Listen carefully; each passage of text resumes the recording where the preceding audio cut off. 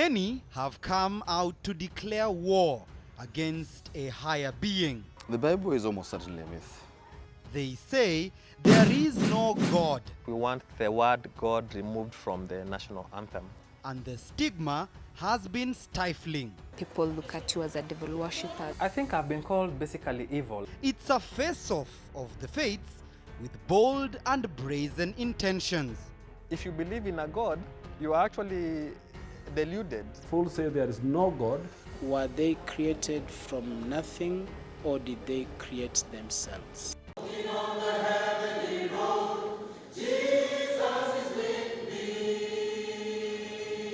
The All Saints Cathedral, one of the oldest religious institutions in the country, and it is from here where hundreds upon hundreds of Christian faithful gather every Sunday for their weekly prayer service.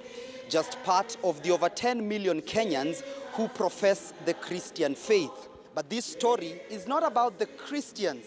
It's about those who choose to remain at home on Sunday simply because they believe Sunday is a day just like any other.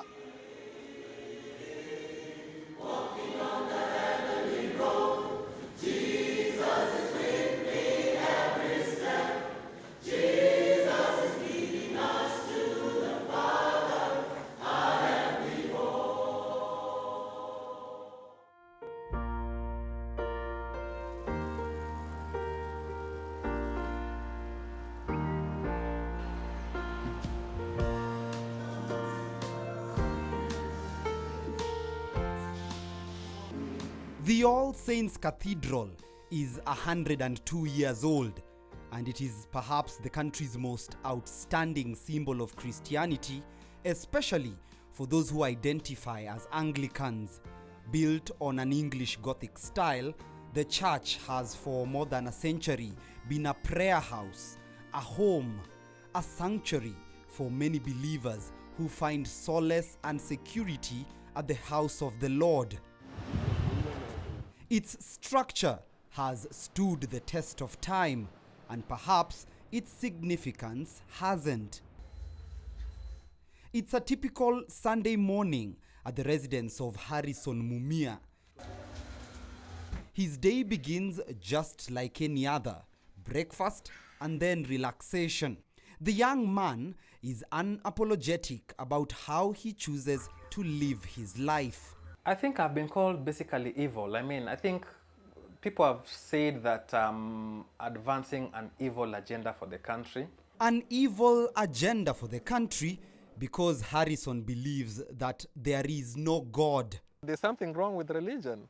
And the position of the atheists is that there is no God. And if you believe in a God, you are actually deluded. You're a person who either has been indoctrinated when you were young, or you have not critically thought about the issue of God, or you're just scared of heaven, of not going to heaven and hell. You see, before he invited us to his Nairobi home, Harrison had made headlines and inadvertently been at crosshairs with religious leaders in Kenya after he successfully managed to register his organization of non-believers, the Atheists in Kenya group. As soon as we received the certificate, we were very happy. We actually held a party, which we were calling a godless party. But the party did not last long.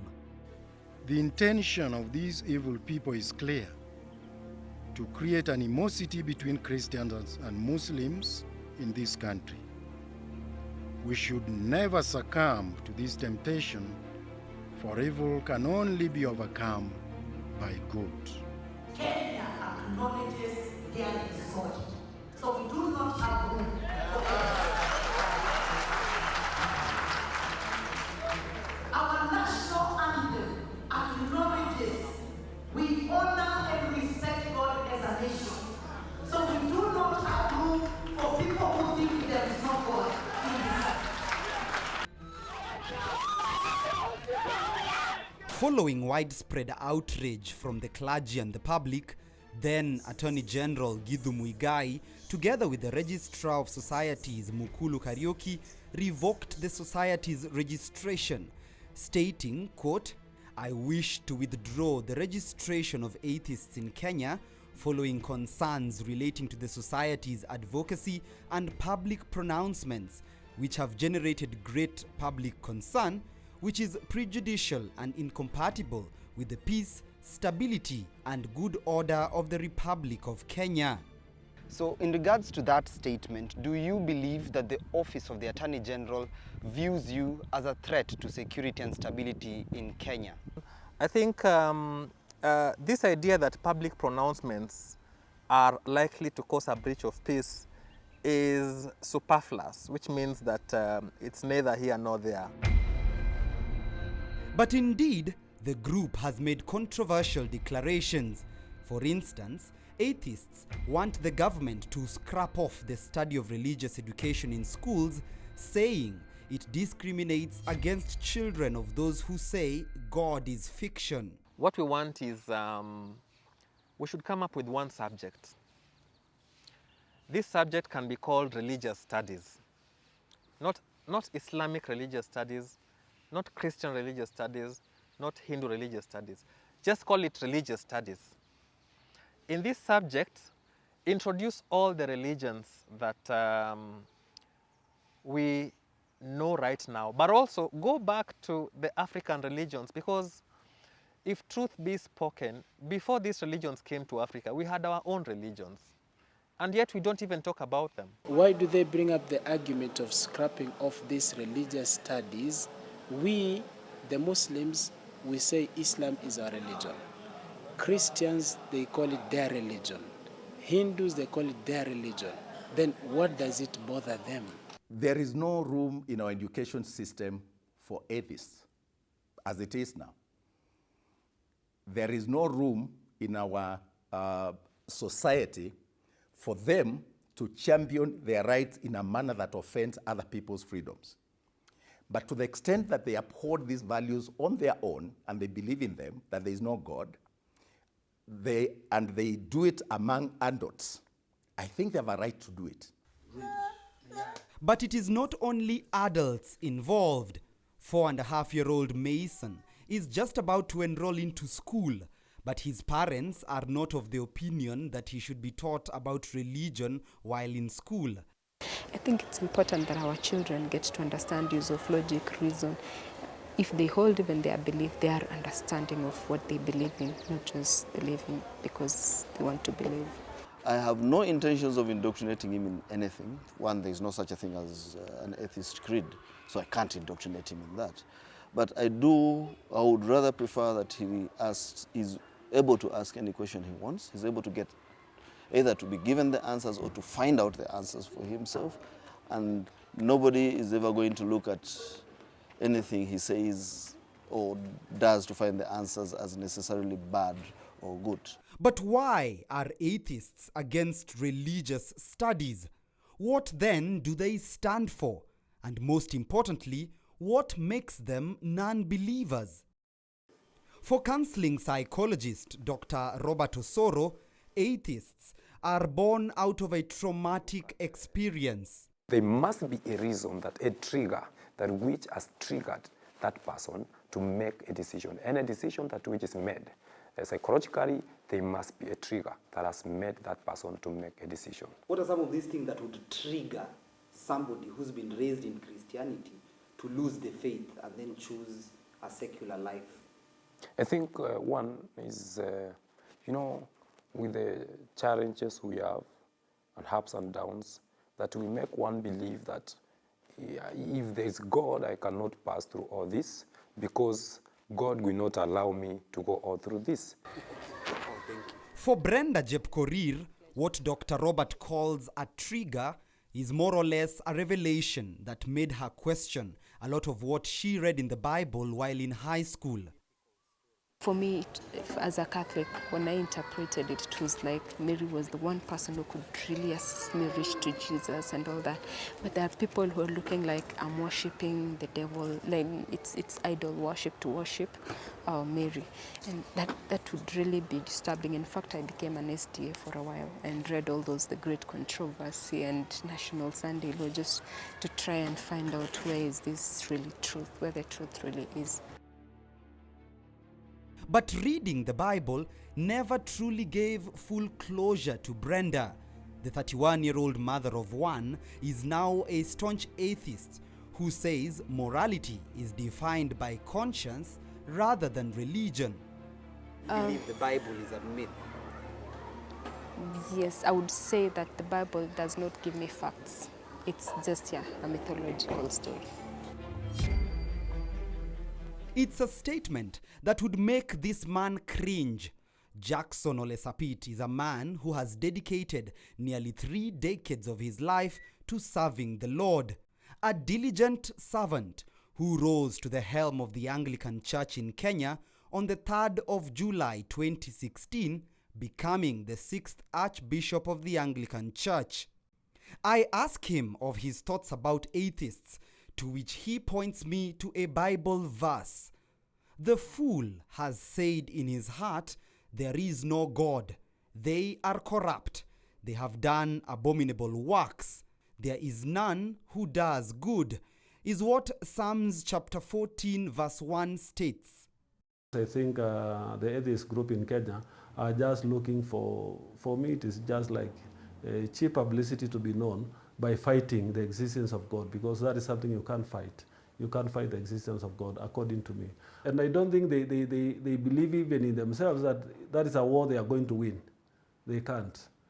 People have opposed religion as old as history and mankind, but they have never won the war. I think this is one of the verses of the Bible that tries to ensure that if you don't believe in the book, the Bible itself, then there's something wrong with you.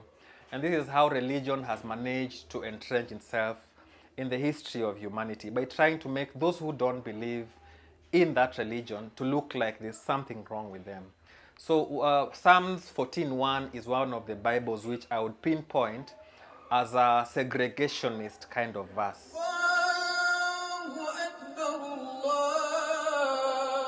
It's a statement shared by those who belong to the second largest religious group in Kenya. For Ustadh Ratib, the Quran couldn't be any more clearer when it comes to addressing non-believers.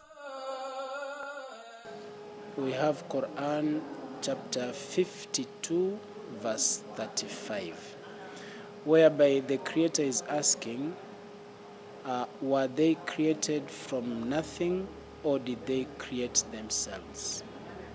The question really should be, do you think we were created? Because as far as I can see, we don't seem to have been created. To be created, we must have a purpose for something, which the Bible gives its own, the Quran gives its own. And there would be some evidence to show whether the Creator would talk to his people in a manner that is clear. Do you ever think of the afterlife? No. It has never bothered. You'll go when your time on earth comes to an end. I think I'll go to the same place you will go, which is that I'll be buried, and probably I'll be buried. I believe I'll go to some heaven. Yeah, that's a belief, and that is a belief that has no evidence, because we know nobody who has ever come back from the afterlife. Even Jesus did not come back from the afterlife. I mean, if he actually existed. One of the world's most renowned atheists, Richard Dawkins, was coincidentally born here in Nairobi on the 26th of March 1941.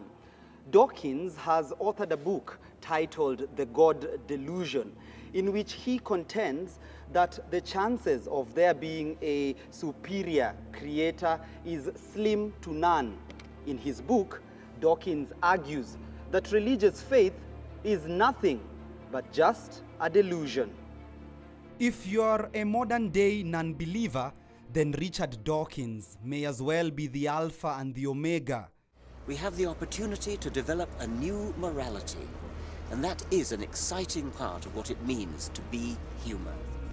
Dawkins is perhaps religion's harshest critic, insisting that science has done more for humanity than religion ever will. Brain science helps us to see why we find it a bad idea to steal, why we hate to see somebody kicking a dog. We can trace the chemicals in the brain that reward kindness. We can see what goes on in the brain when we feel for others. Goodness is natural to us. Kindness is in our physiology. Richard Dawkins is one of those people who made it clear to me that we live in a godless world, and we don't worship Richard Dawkins. Harrison considers Dawkins an icon. He proudly shows us clips of a man he says showed him true answers at a time in his life that there were none. Harrison grew up in a Christian family. He would accompany his mother to church every Sunday and even participated in the festivities within the Christian calendar. He began questioning his faith after completing college, following what he terms as inconsistencies of religious text in the Bible, which he says portrays an unfair God who brings pain and suffering to his people. But even with that said, he owns a copy of the Bible in his home, given to him as a gift by a Christian friend. So you mentioned that you were given this book as a gift by one of your friends, and she wrote something at the end that I want to read to you and just get your reactions on it. She wrote, "Dear Harrison, I shall remind you one day. This is the living word, and I hope it will impact your life. No, I know for sure that it will impact your life. You are blessed. You're a child of God. Love, and say hi." Yes, this is Karen Njoroge is my colleague at the office, and she's a very good friend of mine, and I believe she gave me the Bible as a friend, just like you can give a book to a friend. And the issue is, it doesn't matter whether the friend believes in that book or not, it's a gesture of friendship. That's how I took it. In terms of the content and what it has, I have my own personal views about the Bible. I just took it as a very good sign of friendship. And I could also give him a book. I'll give her a book by Richard Dawkins. Who's a renowned atheist. Exactly, yeah, on the God delusion. Nearly every atheist's home we visited had a copy of the book. To them, this is their Bible. In the book, Dawkins states, and I quote, "The God of the Old Testament is arguably the most unpleasant character in all of fiction. Jealous and proud of it, a petty, unjust, unforgiving control freak, a vindictive, bloodthirsty ethnic cleanser, a misogynistic, homophobic, racist, genocidal, filicidal, and capriciously malevolent bully." It's just one of the many books atheists say help them shape their narrative and culture. For the group, whereas religion talks about sin, atheism is more about morals. There are books like the Book of Revelation, and this is one book which you can never understand. It has horses which have 4 horns. It has animals like goats with about 7 eyes. So it's a crazy book. I mean, you look at it, you read the Book of Revelations, and you realize whoever was writing the Bible was a guy who was also imagining some very crazy things. For an atheist, how do you decide this is wrong and this is right? First of all, religions do not give morals. They give commands from a God. That is not a moral. If a God tells you, go and kill the Philistines, you go and kill the Philistines. It doesn't matter whether you think it is right or not, it is simply God's command. That is not a moral system. A moral system implies that you have looked at the good and the bad, and you have a benchmark to choose. Look at the good and the bad. My benchmark is humanity. So I look at what would harm humanity and what would help humanity. Some things do not have a moral value on them. It is on that premise that atheists are using to push for a rather strange proposal. Creation.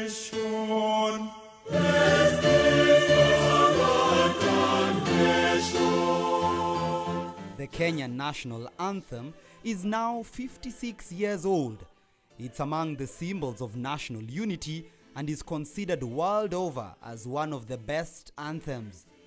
But for all its glory and grandeur, non-believers cannot stand this line.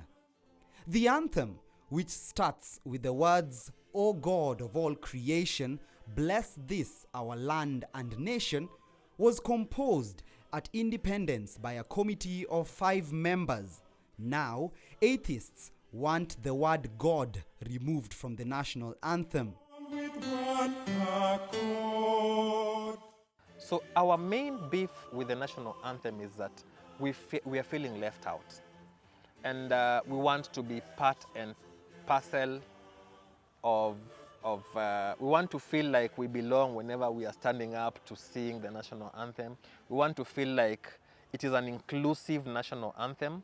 But changing the national anthem would require a referendum, and atheists say any opposition towards the move to have the anthem altered goes against their rights and freedoms. I don't want an anthem that imposes this God on majority of the country. I want an anthem that is secular, that does not touch God, so that the issues of God, give them to the pastors, give them to the churches and the mosques. Let everybody discuss their gods in the churches, but not on an anthem that all of us want to feel good about. The Kenyan constitution states that there is no state religion, even though according to the country's 2014 demographic profile, the dominant religion is clearly Christianity, with 83% of Kenyans identifying with the faith.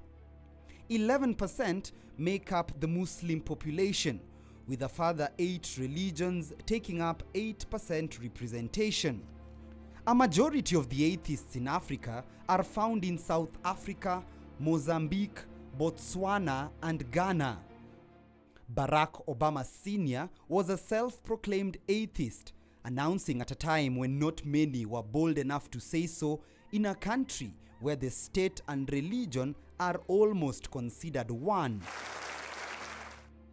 The number of atheists in Kenya remains small. On the group's official website, little is said about the members, even though the president of the atheists in Kenya says many remain silent because they fear venting without vilification. People look at you as a devil worshipper, they look at you as, they have all these perceptions about what really atheism is, and a lot of times you're really misunderstood. And in our view, if atheists were to flourish, let them propagate ideas of atheism without attack on those who believe in God or say remove God, because they don't have any moral authority to impress upon me who believe in God that I don't have to believe in anything like they do. Whatever they're doing is wrong. Because if you want to call people into following your way of thinking, you don't have to be anti whatever they are doing.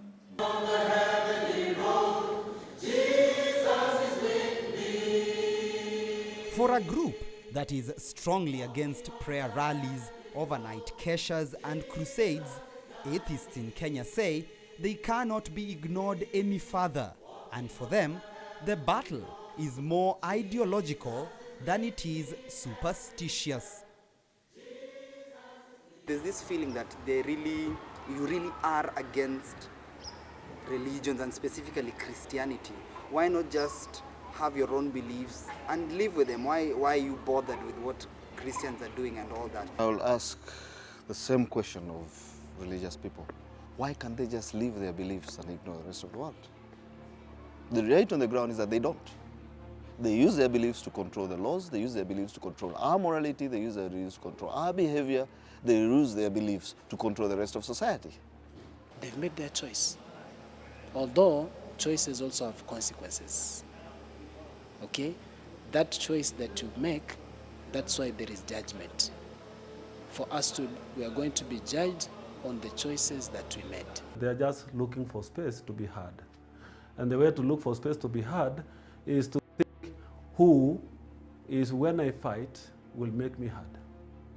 You know, if you want to make it to fight to be heard, you don't crash on an ant and you think anybody will hear you. you will do the radical thing. My mom actually has been praying for me to date, and I mean, she actually prays for me every day, and she says that I'm healthy and I'm doing well because of her prayers. I don't believe that is true. What I think is she's just being a good mom who cares about the son.